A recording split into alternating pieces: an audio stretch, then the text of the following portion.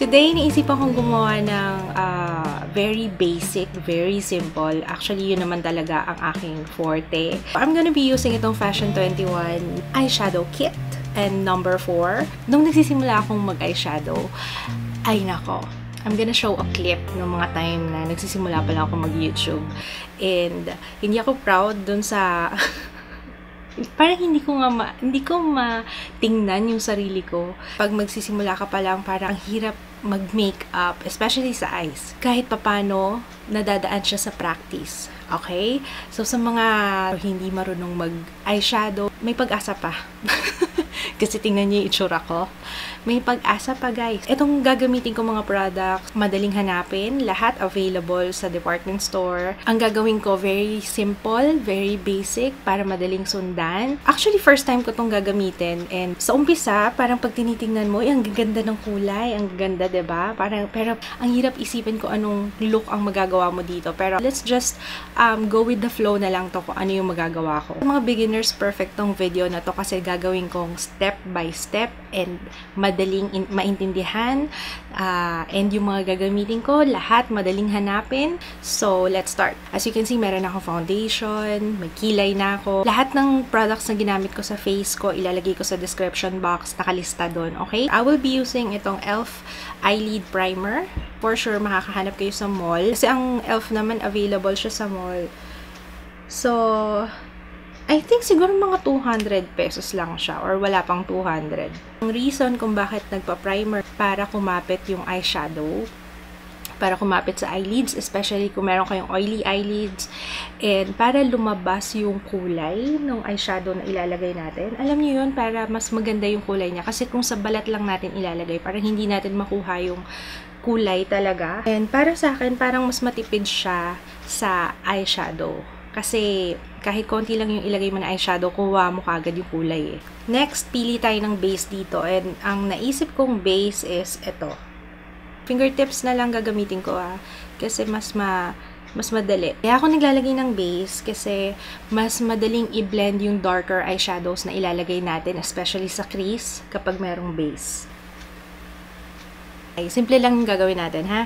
Hindi masyadong bongga to. Para okay siya pang office, kung may attenan kayong kasal, especially ngayon, June. Yung eyeshadow brush na gagamitin ko, ito, available siya sa e.l.f. din.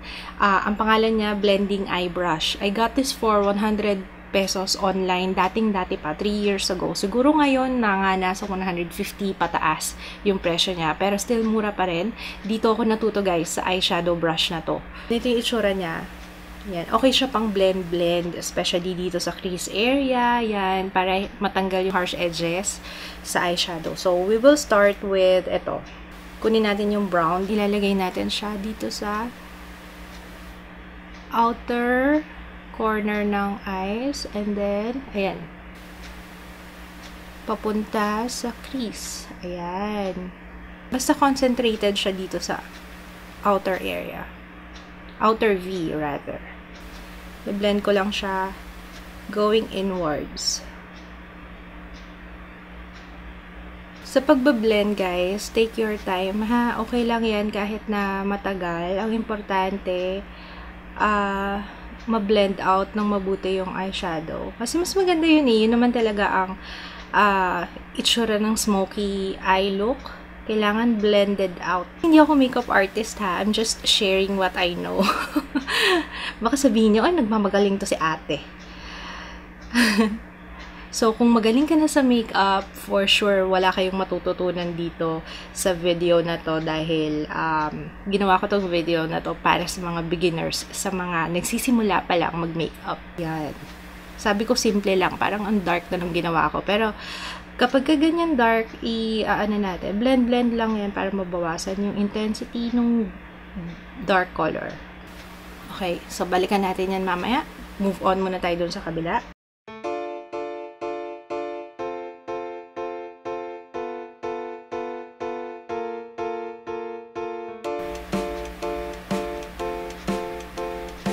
So, yan. After 30 minutes, 30 minutes talaga, the joke lang.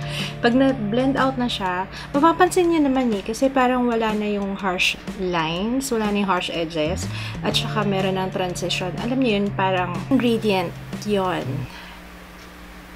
So, next, move on na tayo sa susunod na kulay. Kilay. Ito naman, I think this one is Dusty Rose. Ayan, ito. Maglalagay tayo dun lang din sa ibabaw, here. Para merong rosy color dun sa ibabaw nung brown na nilagay natin. Sabi ko, very simple, very basic. Mukhang hindi magiging very simple to. Gawin na natin glam. This one, flat naman siya. So, okay siya panglagay dito sa ganyan. Elf din to, guys, ha. Dito rin ako nag-start. So, gagamitin natin tong champagne. Doon sa palette. Dito. Sa middle part. Sabi ko, simple lang yung gagawin ko. Pero parang naging night out look to. Etong little finger na lang yung gagamitin ko. Pinaka-light na shadow. And then, yan ang ilalagay ko dito sa inner corner ng eyes hanggang sa dito. Yan. Dati, hindi ko mag-gets kung bakit naglalagay sila ng eyeshadow dito. Yung pala malaki rin yung effect niya. It brightens up the eyes.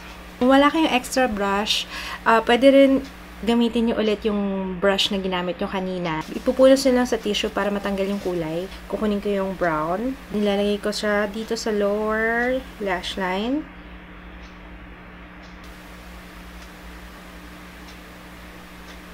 By the way, papakita ko pala sa inyo kasi ngayon ko lang siya ginamit and I liked it. Ito. Yung salamin. Ang ganda, no? Ano yan? Oh, touch screen. It's from Macy Apparel. Ilalagay ko yung link niya sa description box. Pwede siyang ilaw para pag nagme-makeup ka ganyan. Pwede rin siyang lampshade. Yan. Pwedeng lampshade. So, titilt mo lang ganyan. Ang ganda, no? Next is eyeliner. Ang gagamitin kong eyeliner is itong Maybelline Hyper Sharp Wing Liner. And pag nag-eyeliner ako, yung dulo muna kasi mas madali yun para sa akin. Para matansya ko kung gaano kahaba yung wing. And then, saka ko siya ipapasok pa loob. Yan. Ang ganda nitong eyeliner ng Maybelline. Alam ko ito yung bago nila eh. Yung Power Black, okay din sa akin yun. Ito, mas manipis to compared dun sa isa. Pero, pareho lang silang maganda, tumatagal, at hindi nagsismudge. At saka, alam niyo yun, yung basang-basa siya. Ayoko kasi nung eyeliner na tuyo na mahirap i-apply.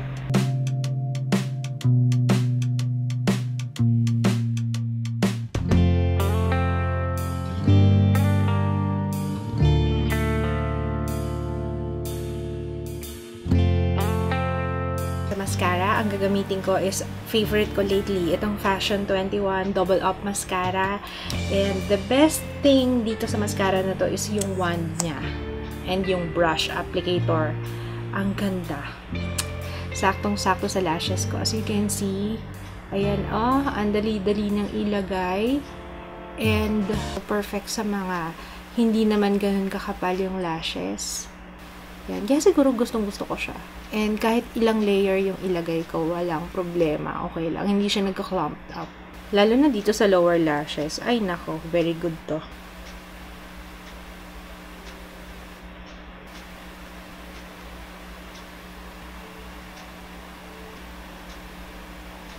Gusto ko merong false eyelashes. I will be using itong Jolimet na false eyelashes. Meron ito sa Divisoria. Actually, sa 968? 689? 689 na mall sa Divisoria. Alam nyo ba kung magkano to? Isang set, 45 pesos lang. Number 217. Imagine, 45 pesos tapos meron ka ng 10 lashes. Eyelash glue na masasuggest ko, Nichido na True Lash Adhesive. 60 pesos lang to, yung ganito kaliit. Okay sa akin to kasi minsan lang naman ako mag-false eyelashes and ayoko nung natutuyuan ako ng glue. Sayang kasi kung minsan ka lang maglagay. Okay na yung ganito, mura lang, 60 pesos. So far, sa lahat ng nasubukan kong lash adhesive, yan ang pinaka-okay sa eyelids ko. Magla-lash curler ako pero hindi ko didiinan masyado para magsama lang yung real eyelashes ko tsaka yung false eyelashes. Konti lang. Yan. Para lang magdikit sila. Wag nga lang masyado kasi pag nagdikit yung dalawa, as in dikit na dikit, ay, baka pagtanggal mo ng false eyelashes, kasama na yung lashes. Then, mag-reapply lang tayo ulit ng mascara.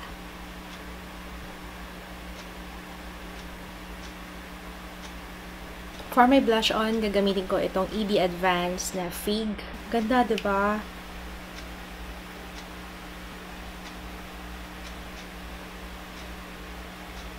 Balik tayo dun sa eyeshadow palette dahil gusto kong gamitin to pang highlight. Yung lightest one. Yung nasa pinakataas. Ito. Konting-konti lang kasi very pigmented tong eyeshadow na to.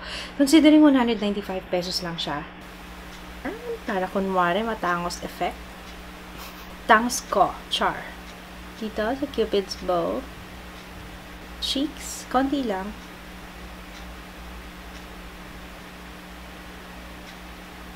Lip liner, gagamitin ko Minaw True Lips Lip Liner Pencil, 54. Mura lang to, isang box 200 pesos.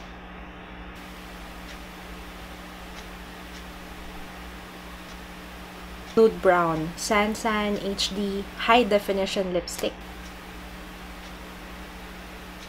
Pink to eh, hindi naman talaga siya nude brown, pero I like it. Okay ka rin ah.